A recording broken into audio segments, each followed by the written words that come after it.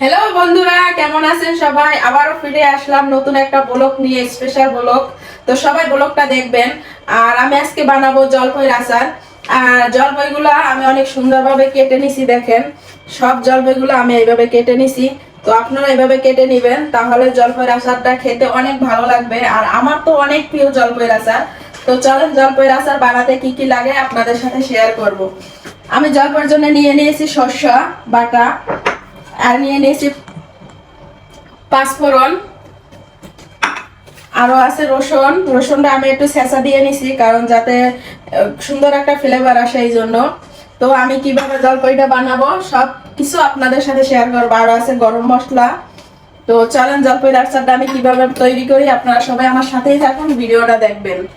বন্ধুরা, আমি জলপাইয়ের আচার বানানোর জন্য খাঁটি সরিষার তেল নিয়ে নিয়েছি, আর একটা পাতিল বসিয়ে দিয়েছি।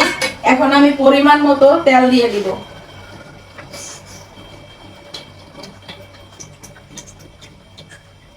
তো আমি পরিমাণ মতো তেল দিয়ে দিলাম বন্ধুরা।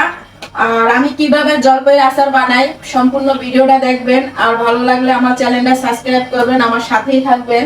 তো তেলটা গরম হওয়ার পরে আমি মশলাগুলো অ্যাড করব, যেগুলো লাগে আর কি জলপাইয়ের আচার বানাতে। তো আমার সাথেই থাকুন।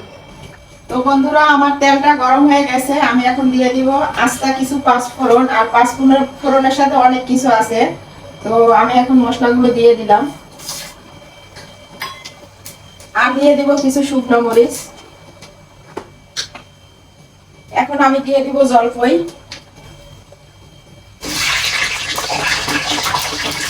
এক এক করে আমি সব জলপাইগুলো দিয়ে দিব।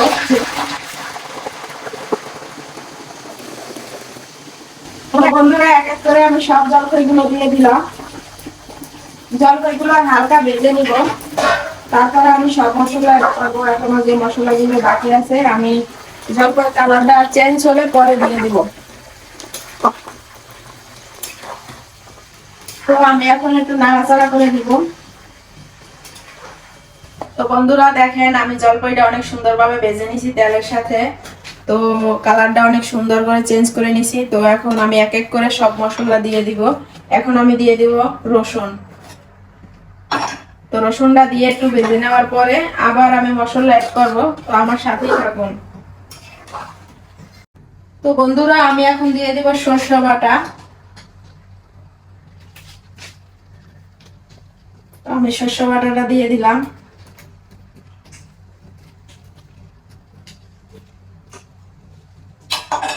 এখন আমি দিয়ে দিব হালকা করে লবণ, আর দিয়ে দিব চিনি,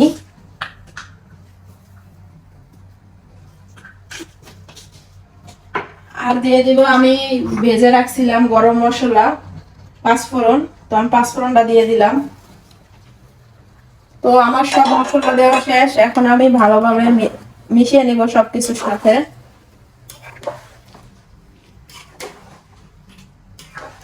আর বন্ধুরা দেখেন, আচারটা অনেক সুন্দর কালার আসছে। আর জলপাইগুলো আস্তাই আছে, দেখতে পারতেছেন। তো আমি আরো কিছুক্ষণ এভাবে জলপাইয়ের আচারটা রান্না করে নিব। তো বন্ধুরা, সব মশলা দেওয়ার পরে আমি আরো কিছুক্ষণ জাল দিয়ে নিব, কারণ আর একটু হবে। আর কিছুক্ষণ জাল দিলে আমার জলপাইয়ের আচারটা সম্পূর্ণ হয়ে যাবে। আর দেখেন কালারটা কিন্তু অসাধারণ আসছে, আর আমার জলপাইগুলো এখনো আস্তে আছে। তো বন্ধুরা, আমি তো আচারটা অনেকক্ষণ জাল দিয়ে নিলাম। এখন আমার আচারটা হয়ে গেছে। অবশেষে আমি দিয়ে দিব ভিনিগার। আর ভিনিগারটা দেওয়ার একটাই কারণ, আপনারা আচারটা অনেকদিন রাখতে পারবেন। আর আমি যেভাবে বানাইছি এভাবে আপনারাও বানাইলে এমনিতেই 1 বছর রেখে খেতে পারবেন। তো আমি ভিনিগারটা দিয়ে দিলাম। আর লাস্টে দেখেন কালারটা অসাধারণ আচারের। দেখেন একটা জলপাইও ভাঙে নাই। আর এইভাবে বানাইলে অনেকদিন আপনারা রেখে খেতে পারবেন। তো আমার আচারটা হয়ে গেছে। লাস্টে আপনাদের সাথে শেয়ার করব কালার কেমন আসছে। হ্যালো বন্ধুরা, আমাদের জলপাই আচারটা তৈরি হয়ে গেছে। আর কালারটা কেমন আসছে অবশ্যই কমেন্ট বক্সে জানাবেন। আর আমরা পরবর্তীতে খেয়ে টেস্ট করে আপনাদের বলবো কেমন হয়েছে। আর দেখেন কালারটা অনেক সুন্দর আসছে। বন্ধুরা, আমাদের জলপাই আচারটা অলরেডি হয়ে গেছে। আমরা এখন খেয়ে দেখবো কিরকম হয়েছে। আর হয়তো এভাবে আচার খাওয়া হয় না। আর আপনারা কারা কারা আচার পছন্দ করেন অবশ্যই জানাবেন, ঠিক আছে? দেখেন আর কালারটা কি আছে, কি সুন্দর দেখেন। হ্যাঁ ভাঙেন দেখ।